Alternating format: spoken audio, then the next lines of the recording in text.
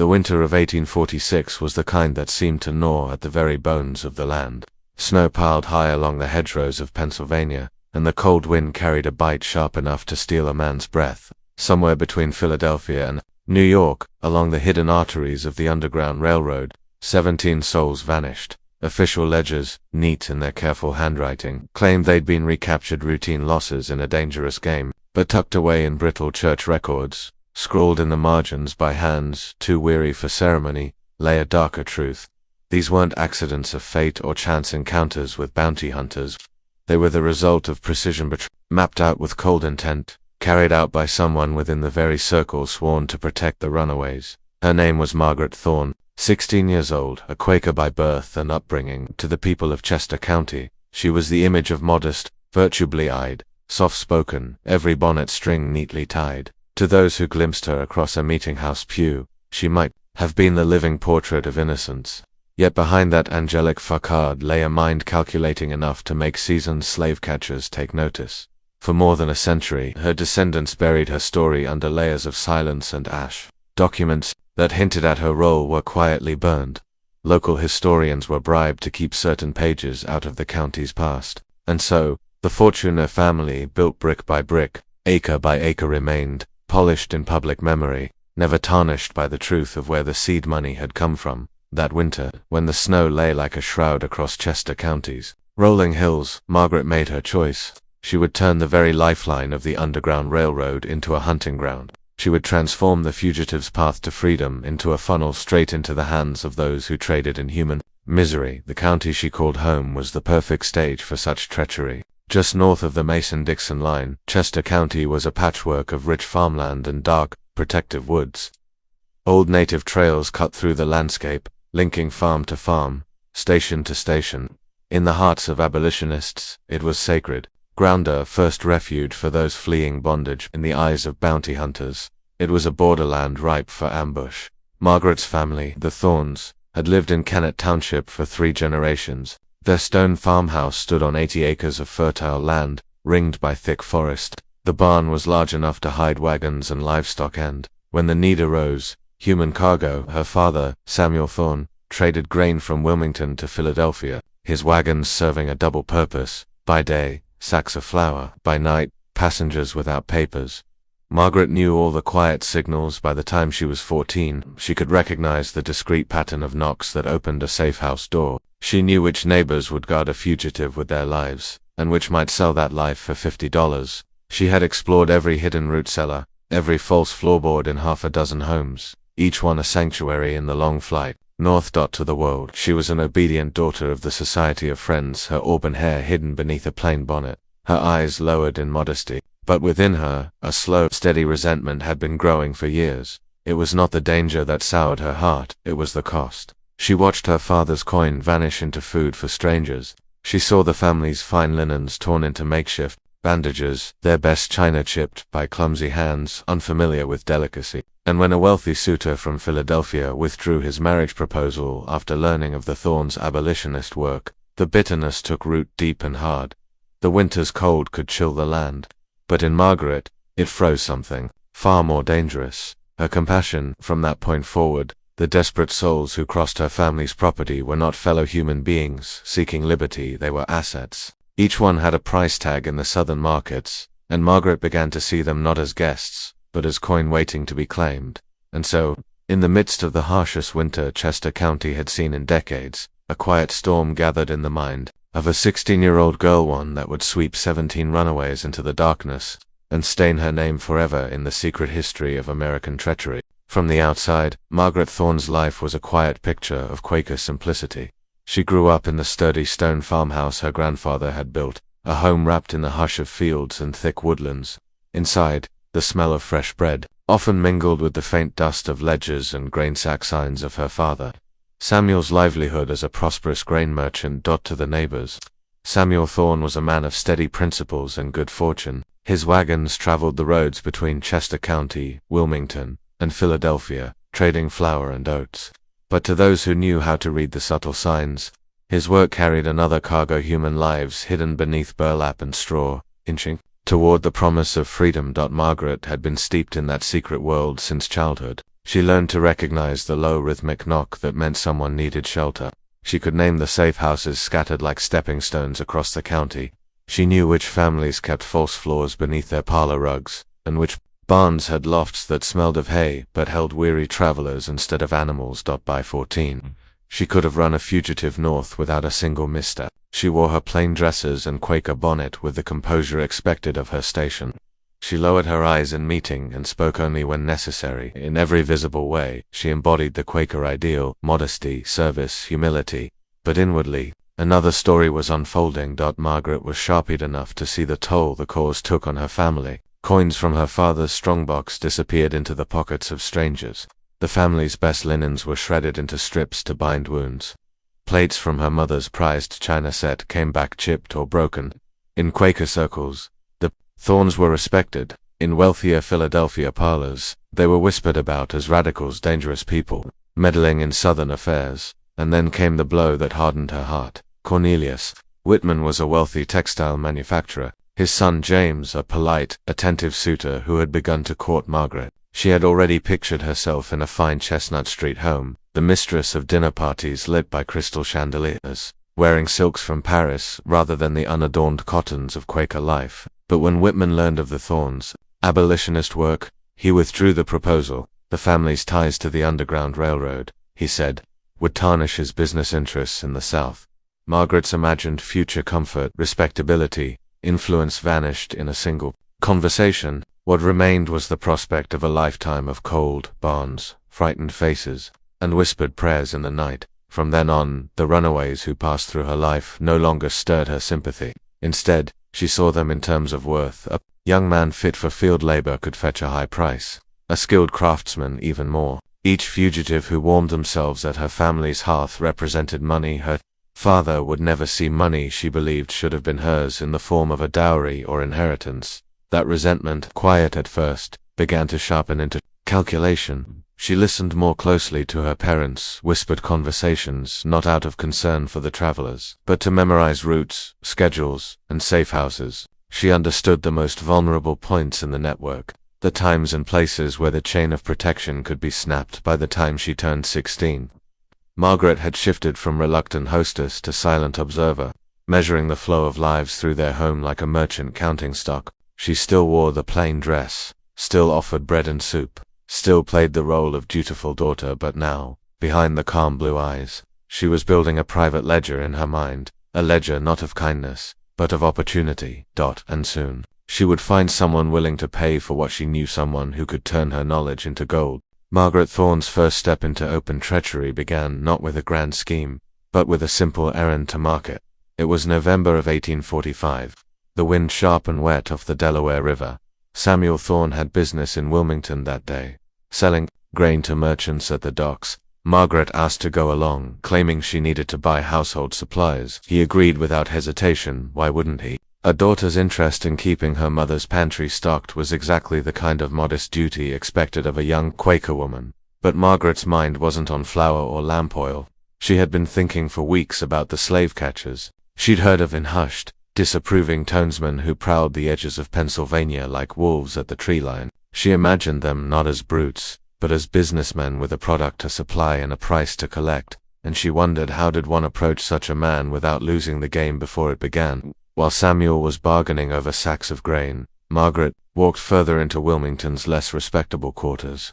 Here, the streets smelled of salt water and coal smoke, and the shop fronts gave way to taverns with unshuttered windows and shadows moving within. One in particular drew her attention, a low-ceilinged place with a swinging sign that read, "The Anchor's Rest." She had heard whispers of it where ship captains, traders, and bounty men gathered to discuss business that had no place in daylight. Inside, the air was heavy with pipe smoke and the sour tank of spilled ale. Margaret kept her bonnet low, choosing a corner table where she could sip a cup of weak tea and listen without being noticed. Snatches of conversation drifted through the haze, talk of prices, descriptions of fugitives, arguments over who had the better trained dogs. The words were cold, stripped of humanity, as if they were discussing barrels of sugar or crates of tobacco. And then she heard his name, Jeremiah Caldwell. Even among these men, Caldwell was spoken of with a certain grudging respect. He was not like the others, whose methods left their captives bruised, broken, or half dead by the time they reached auction. Caldwell was deliberate, methodical, and most importantly profitable. He dressed like a gentleman, spoke with the polish of an educated man, and treated slave-catching as a refined profession rather than a grubby chase. Where others relied on brute force and luck, Caldwell relied on information. That was the word that caught Margaret's attention. Information. Caldwell's network of informants stretched from Maryland's tidewater towns to the Quaker meat of Pennsylvania. He knew when a group of fugitives would move, what path they would take, and which station masters might be persuaded to look the other way. His captures were clean, efficient, and high value. Margaret listened for the better part of an hour before slipping away. She didn't approach him that day too risky without a proper plan, but she walked out of the Anchor's Rest certain of one thing. If she could offer Caldwell the right kind of information, she could turn her knowledge of the Underground Railroad into a steady stream of gold. 2 weeks later, she made her move. Found Caldwell in Wilmington again, standing just outside the market square. In her plainest dress and bonnet, she approached him with the meekness of a concerned local. She spoke first of the disturbances caused by the railroad, of strangers moving through peaceful farms, of the risk it brought to families like hers. She never once claimed to support slavery. Instead, she framed her interest as a desire for stability, for the quiet life being disrupted by all this dangerous business. Caldwell's eyes narrowed. He had heard such speeches before, often from people looking to curry favor or stir up gossip, but rarely from someone who offered anything of value. Margaret knew she had to make her next words count. "There's a group," she said softly, "moving north next week. 3 men. They'll be on the old forest trail beyond Mill Creek." It was a test. She didn't name the source of her knowledge, nor did she promise more. She simply offered a fact, something Caldwell could verify. When his men captured those 3 men exactly where and when Margaret said they would be, Caldwell understood he had found something rare, a direct pipeline into the most guarded secrets of the Underground Railroad. From that day, their arrangement took shape. Margaret would remain exactly who she appeared to be, an obedient daughter, an active helper in the cause, but she would pass Caldwell the details that mattered: routes, departure times, physical descriptions of runaways, and the location of safe houses. In return, she would receive $50 for each successful capture. $50, it was more than most laborers earned in half a year. Enough for silks, enough for savings, enough for the independence she craved. The first betrayal came on December 15th, 1846, under a sky heavy with snow. 5 fugitives arrived at the Thorne farm that night. 3 men, 1 woman, and a boy of 12 named Joshua. They were half frozen, their clothes stiff with frost, their eyes heavy with exhaustion. Samuel and Rebecca offered them warmth, food, and the secret space beneath the barn floor. Margaret offered smiles, hot soup, and questions, names, places, skills. She gathered each detail and stored it away. The next morning, she volunteered to guide them to the next station herself. Her parents, proud of her devotion, sent her off in the wagon with their strongest horse. 2 miles from the farm, in a clearing marked by a lightning-struck oak, Caldwell and his men were waiting. What happened next was quick and brutal. The bounty hunters emerged from the swirling snow, clubs and ropes in hand. The fugitives, weak from their journey, stood no chance. Margaret sat high on the wagon seat, her expression unreadable, as Joshua's small voice called out to her for help. She did not move, she did not speak. When the chaos was over, Caldwell pressed $250 in gold coins into her palm. By the time she returned home, she had her story ready. The fugitives had reached the next station, safely, greeted with tears of gratitude. Samuel and Rebecca believed her without hesitation. That night, while the wind howled against the windows, Margaret lay awake in her bed. She poured the gold coins onto her quilt, watching them catch the lamplight. Each one was solid, heavy, and hers. She was no longer just a witness to the Underground Railroad. She had become something else entirely, a merchant of flesh. The night of December 15th, 1846, settled over Chester County like a suffocating quilt of ice. Snow fell in thick, silent veils, blurring the edges of the stone walls and fences, coating the bare branches with a frozen sheen. It was the kind of night where even the bravest travelers kept to their firesides, knowing the cold could take a life as swiftly as any weapon. But on the worn back roads and shadowed trails, 5 fugitives were moving north. 3 men, 1 woman, and a boy, barely into his 12th year. They had come from Maryland, trudging 6 days through the kind of winter weather that could grind down even the strongest spirit. Their clothes were stiff with frost, their fingers cracked and bleeding, their faces windburned and hollow. Last miles to the Thorne farm must have felt like walking toward a miracle. The Thornes had a reputation among conductors as generous and reliable Quakers who opened their doors without hesitation. No matter the hour, Samuel Thorne answered. The knock that night, behind him, the glow of the kitchen fire spilled out into the snow. He called for Rebecca, who quickly set out bowls of steaming soup and thick slices of bread. Margaret, moving with quiet efficiency, brought blankets from the upstairs chest. She smiled gently, listening as the fugitives spoke in low voices where they had come from, who they had left behind, and where they hoped to reach. She asked the boy his name. Joshua, he told her, meeting her gaze with wide, trusting eyes, the kind of eyes, she thought, that made a man reach for his purse to offer a reward. In her mind, she placed a figure beside him nearly $200. While her parents prepared the barn's hidden compartment, Margaret listened closely to every detail. The group's next stop would be the Petton house, about 15 miles northeast. They would travel on foot through the forest. The plan was to leave before dawn, when the snow might muffle their footsteps. Margaret offered to guide them herself. I know the way, she told Samuel, her voice warm with false devotion. It will be quicker than their walking, and the wagon can carry them part of the way. Her parents, moved by what they saw as her courage, agreed. In truth, the path was already chosen, but not by the Underground Railroad. 2 miles from the farm, at a clearing marked by the shattered trunk of a lightning-struck oak, Jeremiah Caldwell and his men waited. They had been there since before sunrise, bundled against the cold, confident their prey would arrive exactly on time. As dawn bled faint light into the snow-laden woods, the wagon creaked along the trail. Margaret sat at the reins, the fugitives following behind on foot to spare the horses' strength. The air was sharp in her lungs. The sound of their boots crunching through the crusted snow was muffled, almost swallowed by the forest. Then movement shapes, slipping out from behind the fallen oak. It happened fast. Caldwell's men surged forward, clubs swinging, ropes unfurling. One of the men in the fugitive group tried to run, his feet slipping on the ice. A blow to the head sent him sprawling, blood blooming against the snow like spilled ink. Another man fought back with his fists, but exhaustion slowed him. He was dragged down, his face pressed into the frozen ground. The woman screamed a sharp, tearing sound that the wind whipped away. She clutched Joshua to her chest, but 2 bounty hunters wrenched the boy from her arms. His voice rose, calling for Margaret. Miss Margaret, help us, please. She did not move. From her high seat on the wagon, she watched with the stillness of stone. Joshua's small figure twisted in a captor's grip, his cry cut short by a slap across the face.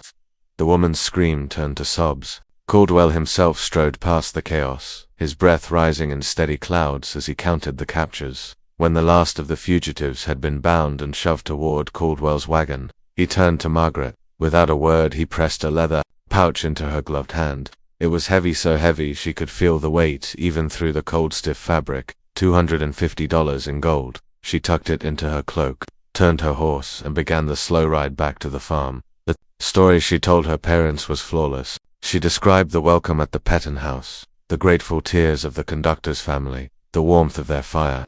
She painted the picture so vividly that Samuel and Rebecca felt their own hearts lifted.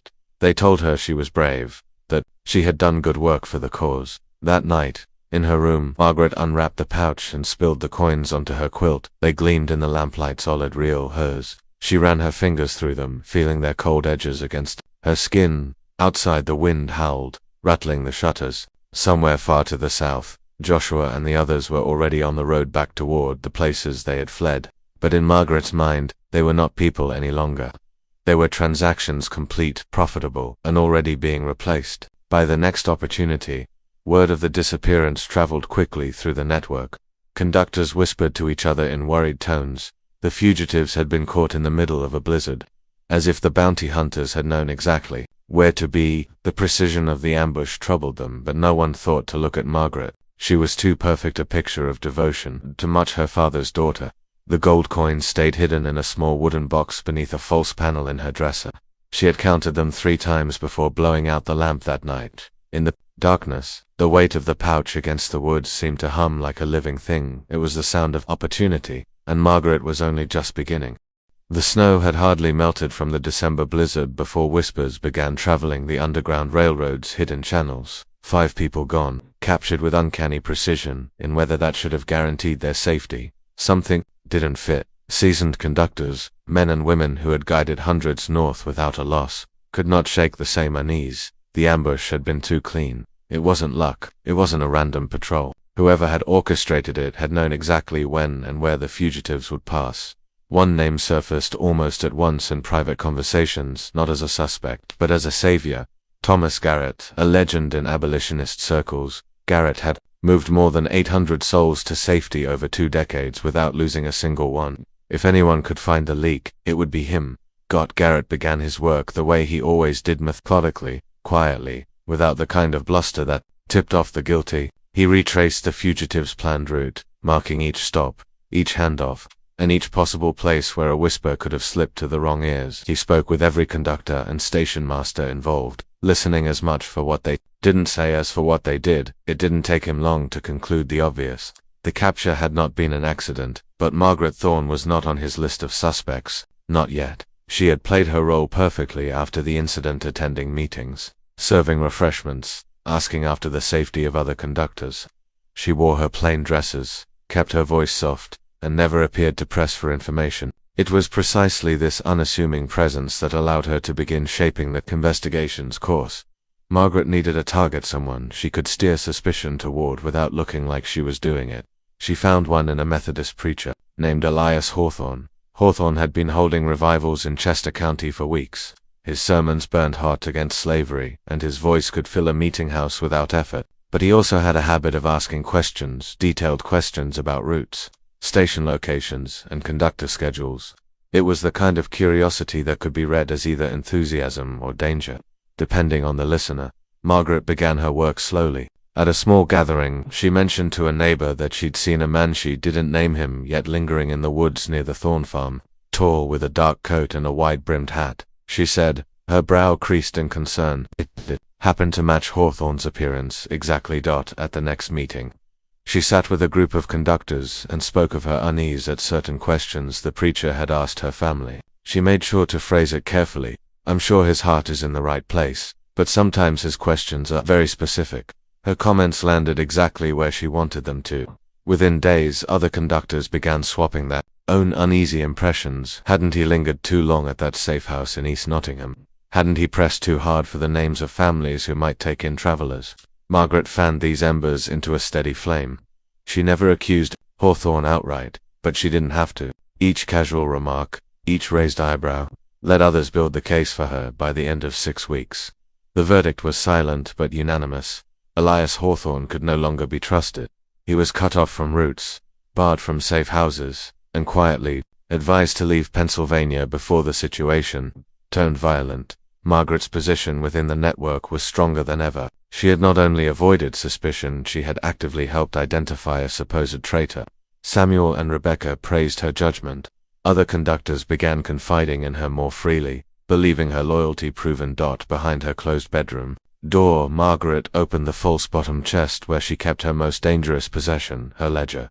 It was a tidy, methodical book, her own private map of betrayal. On its pages were safe house locations, conductor timetables, descriptions of fugitives who passed through, and the calculated market value of each. She noted who could be sold for the highest price, where demand was strongest in the South, and which captives fetched premiums: pregnant women, skilled craftsmen, healthy young adults. She thought of it not as treachery, but as business. The ledger was more than a record, it was her future. Each entry represented potential profit. Each carefully drawn map a guarantee that she could offer Caldwell information no one else could. It was also insurance. If anyone tried to cut her out of her own scheme, she could sell directly to another group of bounty hunters. But not everything was safe. The winter's betrayal had made conductors more cautious.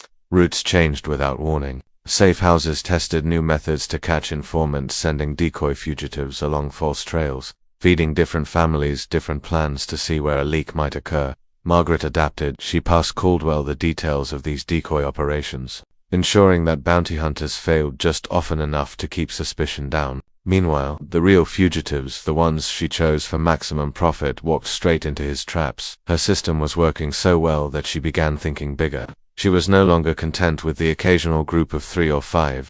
She wanted scale larger groups, larger rewards, and as she turned the pages of her ledger one evening, she began to imagine what such an operation might look like. Somewhere in the network, the right opportunity would appear. She only needed to be patient. For now the preacher was gone, her position was secure, and her gold was growing heavier with every transaction. In the eyes of the Underground Railroad, Margaret Thorne had just helped weed out a dangerous traitor. In truth, she had planted the seed of a much larger harvest. By the spring of 1847, Margaret Thorne's betrayal had stopped being a desperate experiment and become a structured business. Her mind worked like a merchant's inventory, valuation, distribution, and the goods she handled were human lives. The false bottom compartment in her hope chest no longer held just a handful of gold coins. It now concealed a bound ledger, neat and orderly, its pages filled with the inked script of someone who took great pride in keeping perfect records. She called it her Freedom Ledger. On the surface, the name might have sounded noble, even poetic. That in Margaret's hands, it was nothing but a catalogue of enslavement. The entries were precise: physical descriptions, age, height, skin tone, distinguishing marks, skills, blacksmithing, carpentry, cooking, domestic service, literacy, condition, health, strength, whether they were pregnant, whether they had children in tow, estimated value in southern markets, broken down by city and season. The margins were filled with shorthand notes about conductors, routes, and patent-coded marks only she could decipher. Margaret had studied the economics of human trafficking the way other young women studied scripture. She knew that a strong young man could bring a top price during planting season in the Mississippi Delta. A skilled carpenter fetched more in Charleston than in New Orleans.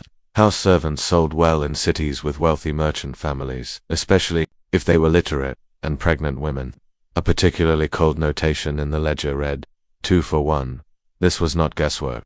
She had asked questions carefully, listened closely to bounty hunters talk, and compared their prices with auction reports she could obtain through discreet inquiries. Her collaboration with Caldwell had matured into a near-seamless operation. She funneled him information with such precision that he rarely sent his men out blind. If she said a group would be on a certain road at a certain hour, they were there. If she gave him a name or description, he could match it to runaway notices in southern newspapers, securing pre-arranged buyers before the captives were even caught. But Caldwell wasn't her only outlet anymore. Her reputation as an invisible, reliable source had spread quietly among other bounty hunters. She didn't meet most of them face-to-face. Caldwell acted as the broker, selling her intelligence for a premium and taking his cut. It suited her fine. The more layers between her and the capture, the safer she felt. Still, safety wasn't guaranteed. The Underground Railroad had grown more suspicious since the December betrayal. Conductors were testing their own security. They gave different departure times to different safe houses, varied their routes, and planted decoys to see where leaks sprang.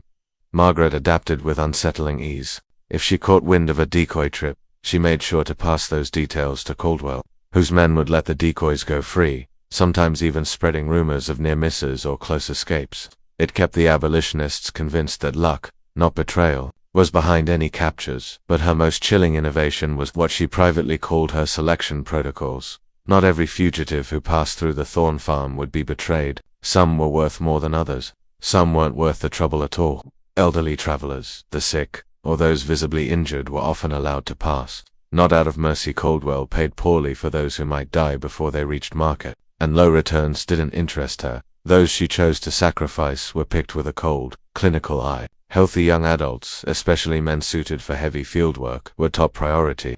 Skilled tradesmen came next: blacksmiths, carpenters, wheelwrights, women who could sew, cook, or manage a household commanded strong prices in cities. Children, particularly boys, fetched good bids if they were old enough to work. Pregnant women were the most valuable of all.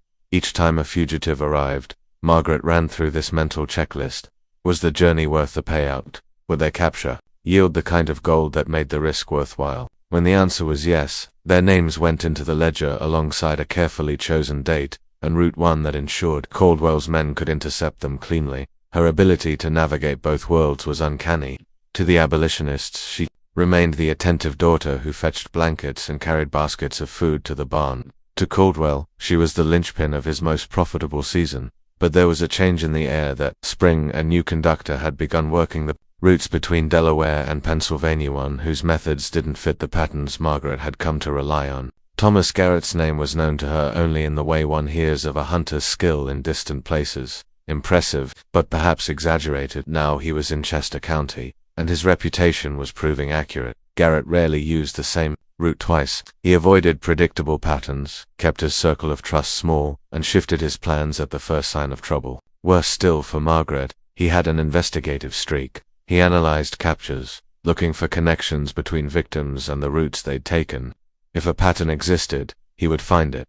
She understood the danger immediately. If Garrett connected enough dots, he would see her name at the center. That meant only one thing: he had to go. Not by force. Not by disappearance. That would raise suspicion. No, Margaret would do to Garrett exactly what she'd done to Elias Hawthorne, poisoned the well of trust until the network itself drove him out. In the quiet evenings, as her mother mended clothes and her father read by the fire, Margaret sat in her bedroom, ledger open before her, her quill scratched steadily over the pages, outlining two separate but intertwined plans. Continue her betrayal operation without arousing Garrett's suspicion. Plant the seeds that would convince others he was the real traitor. She paused to dip her pen in ink, considering the columns of names and values. Her lips curved in the faintest smile. Her ledger was no longer just a record of transactions. It was a weapon, and she knew exactly how to wield it. The first time Margaret saw Thomas Garrett, she understood why people spoke of him in tones that mixed respect with caution. He was tall and spare, with the lean build of someone accustomed to long miles on foot. His coat was plain but well kept, his voice low and deliberate. There was nothing in his manner that hinted at vanity or recklessness. Instead, he radiated a quiet confidence, the kind that comes from having stared down danger so often that fear has simply worn itself out. For more than 20 years, Garrett had been moving fugitives north, threading them through the narrowest gaps in the web of slave catchers. He was not just skilled, he was legendary. In all that time, he had never lost a single soul under his protection, and now he was in Chester County. Margaret had heard the whispers. Conductors trusted him implicitly, bounty hunters cursed his name, and Southern papers called for his arrest. But what interested her most was not his success rate, it was his method. Garrett operated with a constant shifting of routes and contacts, never allowing a pattern to take root. He could abandon a plan in an instant if the air felt wrong, and he had an instinct for danger that bordered on supernatural. She recognized the risk. Instantly, men like Caldwell depended on predictable movements. Margaret's betrayals relied on knowing exactly when and where a group would travel. Garrett's unpredictability was a barricade she couldn't bypass, not without breaking it down entirely. Worse, Garrett had the instincts of an investigator. He was already asking careful questions about the December capture. Unlike others, he didn't accept the easy explanation of bad luck. He mapped out movements, compared timelines, and studied the details with the patience of a craftsman. Margaret could see the problem as plainly as if it were written across her ledger. If Garrett kept digging, he would find her. That meant she had to make him the suspect, before he made her the quarry. The strategy was familiar, she had honed it on Elias Hawthorne, but Garrett would be a harder target. His reputation was ironclad, his network deep. A clumsy rumor would only strengthen his standing. No, this would require precision. She began by gathering information. She attended meetings where Garrett spoke, listening not just to his words, but to the small details he let slip, towns he'd passed through, the timing of his routes, the names of people he trusted. She noted what kind of travelers he preferred to escort and which paths he seemed to favor. Then she began planting the first seeds. "I wonder," she said to a conductor one evening, her tone soft with hesitation, "how Brother Garrett always knows which roads are safe. It's remarkable, almost too remarkable." The conductor frowned, uncertain whether she was questioning his skill or admiring it. That was exactly the uncertainty she wanted. With others she took a different tack. "It's strange," she mused to a station master, "how he can pass through areas crawling with catchers without being stopped. Perhaps it's just providence." Her eyes would widen slightly at the word perhaps, leaving the rest unspoken. And then came the more dangerous parties and Garrett's own work against him. Margaret began feeding Caldwell details about fugitives, traveling along routes Garrett had recently used or recommended. Not every detail's just enough to create the illusion of a pattern. When those groups were captured, it would look as though Garrett's hand had somehow guided them into danger. New conductors tracked such things. They compared notes, looking for leaks. If enough losses occurred near Garrett's movements, suspicion would begin to curl around him like smoke. The first test came within weeks. A family of four, a blacksmith, his wife, and their two small children, was taken along a road Garrett had vouched for. The capture happened only hours after he'd been seen in the area. Word spread quickly, and though no one said it outright, the implication hung in the air. Margaret didn't press. She let the silence do its work. The second and third incidents followed the same script, routes connected to Garrett, captures swift and precise, bounty hunters seemingly waiting in the exact right place. By now, the whispers had taken shape. Some asked quietly whether Garrett was taking money from both sides. Others wondered if his miraculous success rate in the past had been less miracle and more arrangement. Margaret's final move was the most dangerous. Through Caldwell, she arranged for one of his associates to approach Garrett in public, with an offer payment in exchange for information about upcoming escapes. She made sure the approach happened in a place where several abolitionists could see. Garrett refused, with open anger, sending the man away. But Margaret had already positioned her witnesses, who later suggested that the display might have been theater, bit of righteous outrage to hide a profitable side arrangement. The effect was immediate. Doors began closing to Garrett. Routes he once ran freely were reassigned. Invitations to planning meetings quietly stopped coming. Within weeks, the man who had been the network's greatest asset was standing outside it, unwelcome. For Margaret, it was a double victory. Not only had she removed the single greatest threat to her operation, she had done so in a way that made others believe they'd rooted out a traitor themselves. Garrett had been framed, and she was free to turn her attention to something far larger than she had ever dared before. Somewhere in the network's guarded conversations, she had begun to hear the outline of a plan, a mass escape, unlike anything the railroad had attempted. 40 or more fugitives, moved in a single coordinated push. To others, it was an ambitious gamble. To Margaret, it was the largest payday she would ever see. And this time, she would not settle for feeding Caldwell alone. By early summer of 1847, Thomas Garrett's name, once spoken like a blessing in every safe house from Delaware to New York, had begun to carry a new tone. It was subtle at first, a shift in the way people paused before saying it. There were fewer smiles, more guarded looks. Conversations fell silent when he entered a room. Invitations to planning meetings became scarce, replaced by vague assurances that things were in hand. The seed of doubt Margaret had planted was sprouting exactly as she had intended.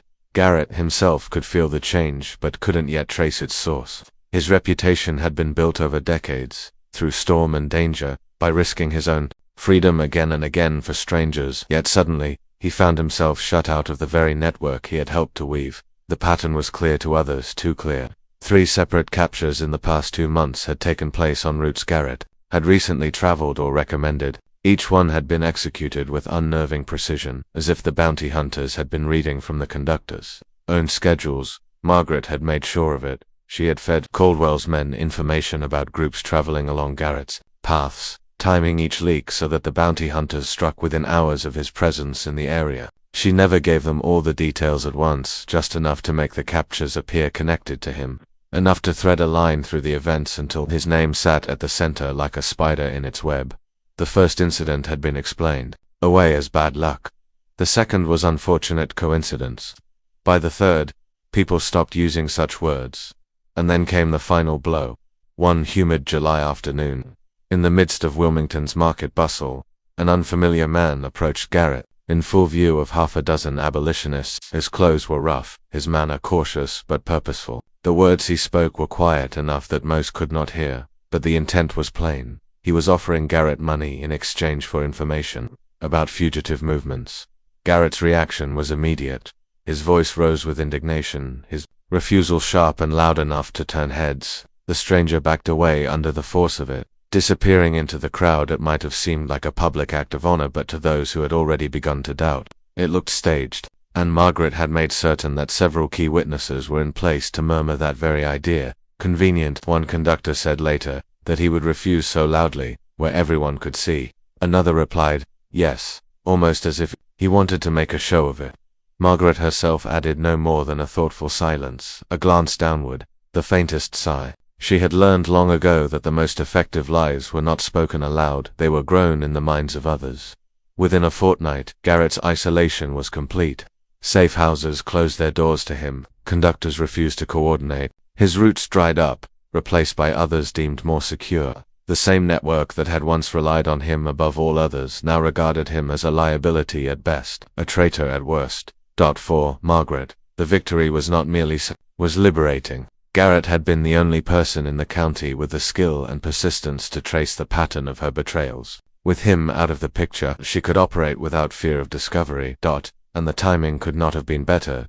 In quiet conversations, far from ears that could not be trusted, the outlines of a massive operation were taking shape. It was ambitious to the point of audacity. More than 40 fugitives moved north in a single, coordinated sweep. Conductors from Pennsylvania, Delaware, and Maryland would work together, timing every movement so that the groups converged on 3 central assembly points before pushing onward toward New York. They were calling it the Great Liberation. To the abolitionists, it was a test of courage and organization, a chance to strike a blow against the slave catchers by overwhelming them with sheer numbers. To Margaret, it was a windfall. Her ledger told her everything she needed to know. 40 fugitives meant 40 individual payouts. And this wasn't just any group, it included entire families, skilled craftsmen, even several house servants with knowledge of their master's business dealings.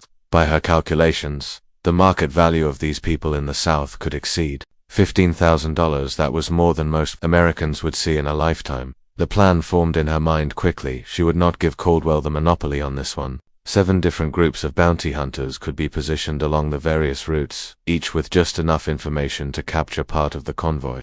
None would know the others existed. The rewards would pour in from every direction. Funneled quietly into her keeping, she began her preparations under the same serene mask she always wore. In meetings, she nodded in agreement, offered suggestions about safe houses, and volunteered to coordinate provisions. At home, she sat at her desk, drawing maps and making lists, matching bounty hunters to specific stretches of road. Removing Garrett had done more than clear her path. It had opened the way for the most profitable betrayal she could imagine. The man who had once been the railroad's greatest defender was now an outcast, his name a warning whispered in back rooms. And Margaret, she was still the quiet, trustworthy Quaker girl to everyone who mattered. It was almost too easy. By early autumn of 1847, Chester County buzzed with a secret that was never written down but passed in careful whispers from conductor to conductor, that it was called the Great Liberation, a single, massive operation that would move more fugitives north in one coordinated push than the Underground Railroad had ever attempted.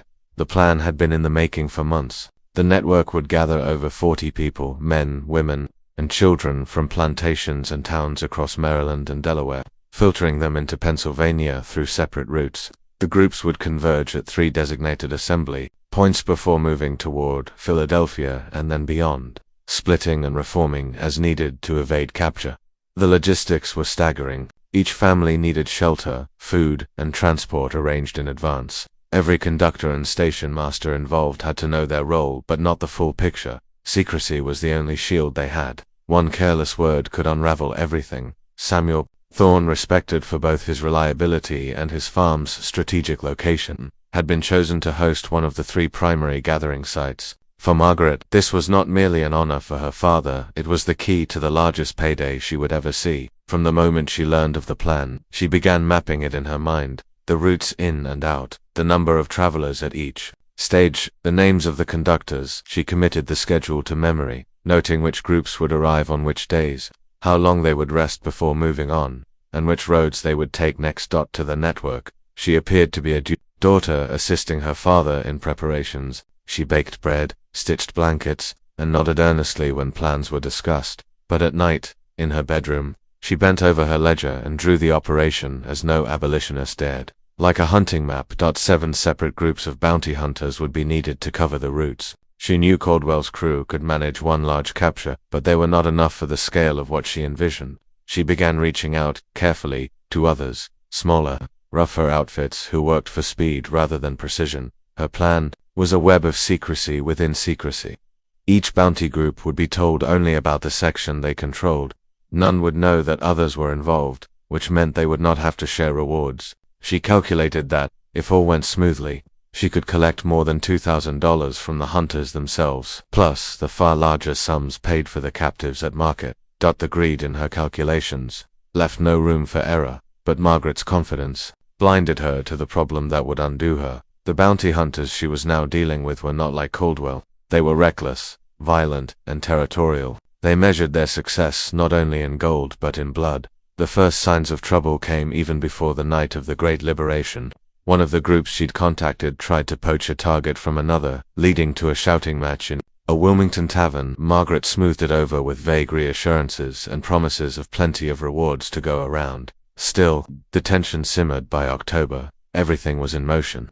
The fugitives were already on the roads, traveling in small groups toward the assembly points. The final convergence was set for the night of October 15th. The day dawned clear and cold, the first frost glittering on the fields like shards of glass. From her bedroom window, Margaret could see her father inspecting the barn, making sure there was space for the 15 people expected to arrive that evening. He had no idea that before the night was over, those travelers would be in chains and that his own life was in danger.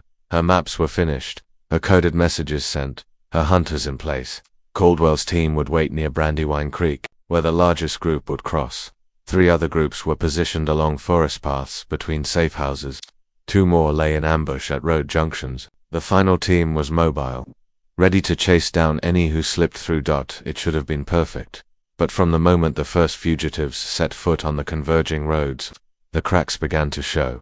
The bounty groups, unaware of each other's assignments, treated the operation like a race. Instead of waiting for Margaret's signals, some struck early to claim the most valuable captures. Others stumbled into rival ambushes, shouting and drawing attention. The worst disaster came at Pocopson Creek. There, a blacksmith named Daniel, his pregnant wife Sarah, and their 3 children were traveling under conductor Isaiah Penn. 2 different hunter groups spotted them at nearly the same moment. Instead of coordinating, they turned on each other, each claiming the right to the reward. The confrontation exploded into gunfire. Isaiah was killed instantly, a bullet striking him as he shielded the children. Sarah, screaming, went into premature labor on the creek bank. Her children sobbed beside her as the hunters continued to shout and fight over their prize. Margaret, miles away, heard the distant cracks of gunfire from her window. She knew immediately what it meant, not fear for the fugitives or even for the plan's exposure, but anger that her careful timing was being shredded by incompetence. And yet, the night's greatest tragedy was still ahead at her own doorstep. The Thorne barn, 15 fugitives, sat huddled together, sharing bread and whispered hopes for freedom. Samuel stood before them, Bible in hand, reading verses of comfort. Then Caldwell's men appeared. At first, Samuel thought they were allies arriving early to help with the next leg of the journey. He stepped forward to greet them, but when Caldwell leveled a rifle and ordered him aside, the truth hit with brutal force. "These are human beings under my protection," Samuel said, his voice steady. "I will not stand aside." The rifle but came down hard. Samuel collapsed to the ground, his skull splitting with a sickening crack. Margaret, watching from her window, felt no grief, only irritation at his interference. The captives were bound and loaded into wagons with the efficiency of long practice. But the sound of Samuel's murder and the sight of armed men in the yard sent word racing through the countryside. Church bells began to ring in alarm, and armed abolitionists started toward the farm. Margaret counted the captives as they were driven away, already calculating the payment due for each. And then she saw her mother.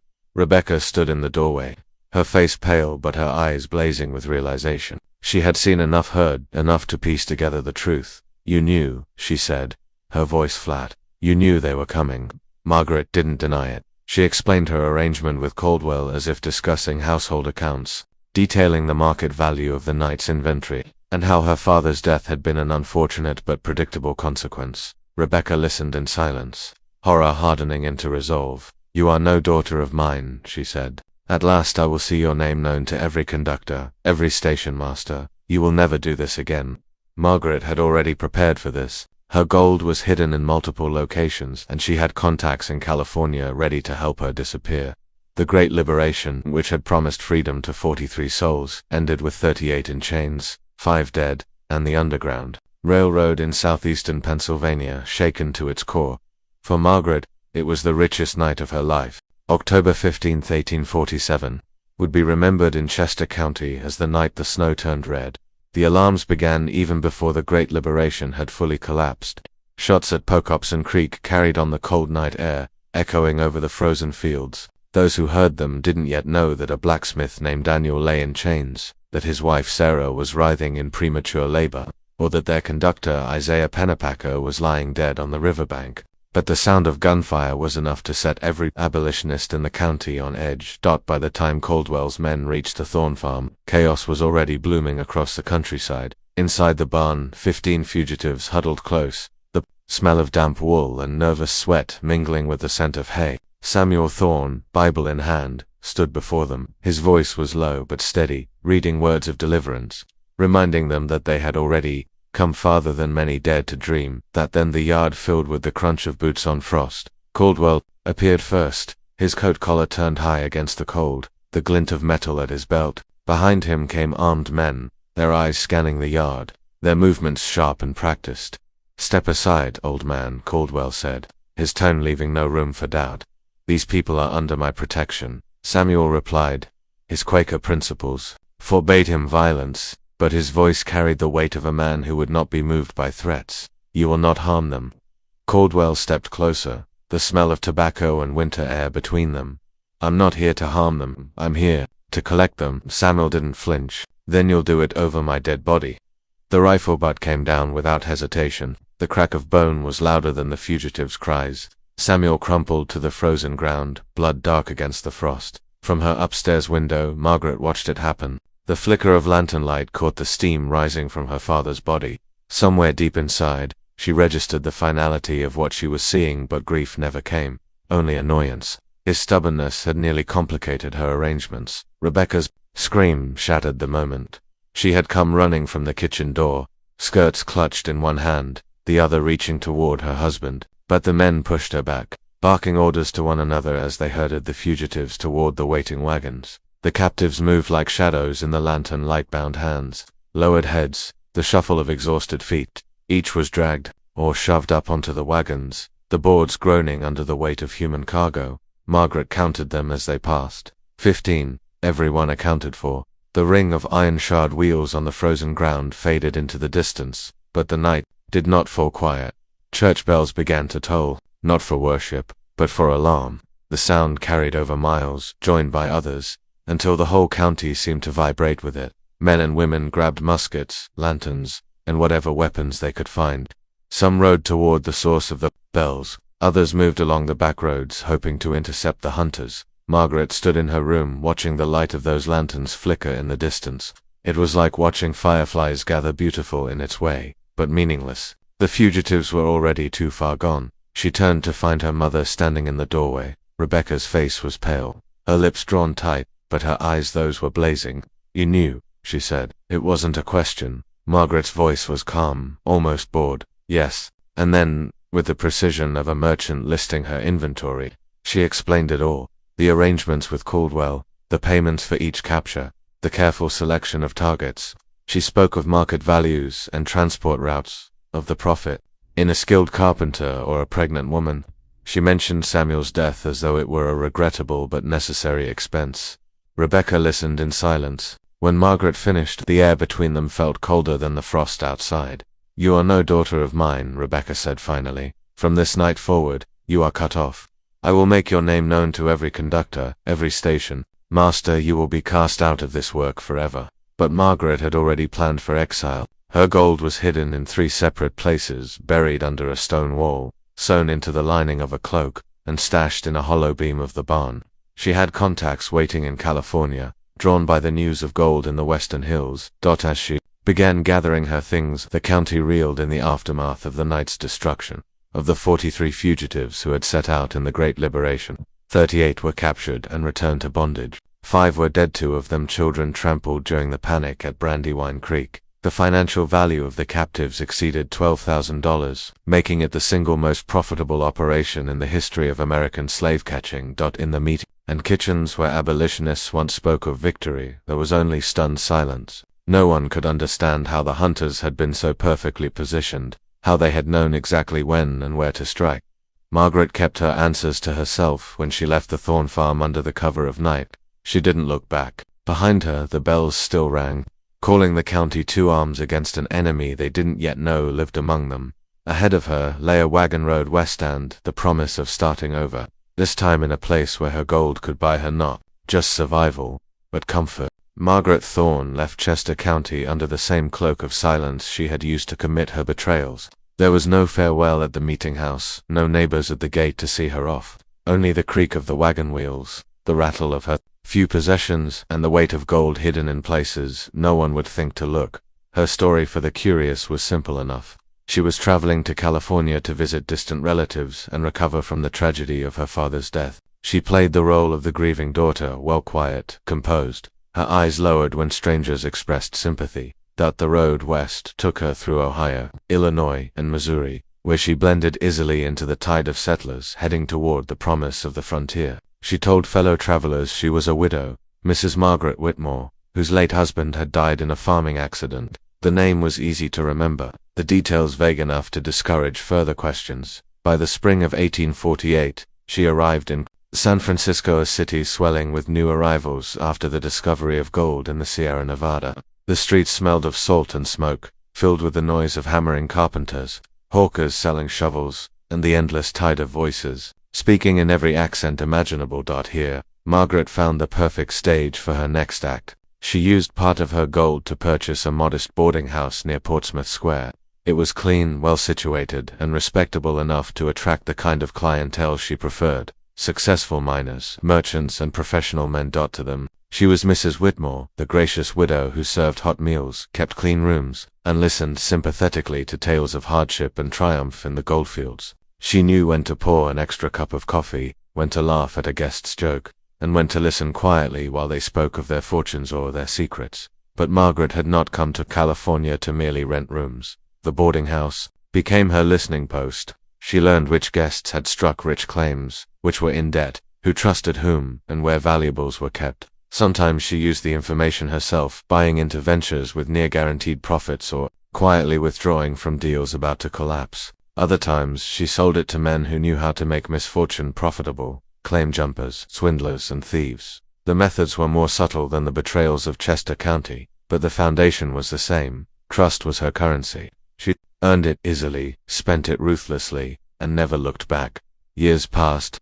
Margaret expanded her boarding house into a small hotel, invested in San Francisco real estate, and became a fixture in the city's business circles. To the casual observer, she was a woman who had survived personal tragedy and built a life of independence through hard work and intelligence. But in 1852, a shadow from the east stepped onto the California coast. Thomas Garrett, the man she had framed and driven from Chester County, had not vanished. He had rebuilt his reputation, continued his work on the Underground Railroad, and learned to be even more meticulous in rooting out betrayal. When Garrett saw her at a social gathering, older now, but unmistakable, he did not approach her immediately. He began quietly asking questions. The answers came quickly enough. There were inconsistencies in her backstory, unexplained wealth that didn't match the modest inheritance of a farmer's widow, and a string of suspicious incidents involving her hotel guests. Most damning were the patterns. Several men who had shared details of valuable mining claims with Mrs. Whitmore had later been robbed, cheated, or forced out. Each time she had been conveniently uninvolved, at least in the eyes of the law. Garrett worked quietly but methodically, collecting testimony, piecing together her past, and securing documents from Pennsylvania that tied her to the Great Liberation Massacre. The confrontation came on a Sunday morning, in a crowded church where many of San Francisco's most prominent citizens were gathered. Garrett stood before the congregation and named her not as Mrs. Whitmore, but as Margaret Thorne, the informant who had betrayed dozens of fugitives into slavery. He told of the 5 who died that night in Chester County, of Samuel Thorne's murder, of the market prices she had placed beside human lives in her secret ledger. Witnesses from Pennsylvania had sent statements. Garrett read them aloud. The effect was immediate. The congregation, silent at first, began to murmur. Guests at her hotel left within days. Her business partners severed ties. The polite smiles of the city's social set vanished, replaced by cold glances or outright avoidance. Margaret tried to recover, selling the hotel at a loss, moving to smaller towns where her face might be unknown, but the story traveled ahead of her. San Francisco was a city of talkers, and her name was now something to whisper as a warning. She drifted north into Oregon for a time, then back into the interior of California, each move smaller, meaner, further from the life she'd once imagined. The gold she had clung to for so long dwindled with each relocation, each failed attempt to rebuild. By 1858, she was living in a Sacramento boarding house, not as the proprietor, but as a tenant. She told no one her real name. Her death certificate recorded her as Margaret Whitmore, seamstress, aged 32. There was no mention of Chester County, no note of the dozens of lives she had destroyed, or the fortune she had once held. But in certain meeting houses back east, her name was still remembered, not in forgiveness, but as a lesson. Margaret Thorne's crimes had not only filled the pockets of slave catchers, They had torn holes in the Underground Railroad's web of trust. She had shown that evil could wear the face of a friend, speak in a gentle voice, and offer a warm hand while guiding you straight into a trap. For those who had lost family too, her betrayals, there was no question of whether she had been born cruel or made so by circumstance. The result was the same, and the warning remained. Trust, once broken, could be a deadly thing to give back, in the end. She died as she had lived, shaping her own story, concealing the truth, and leaving others to pick through the damage she'd done. And somewhere, in a false-bottomed chest, long since scattered to dust, her ledger of chains had once recorded it all.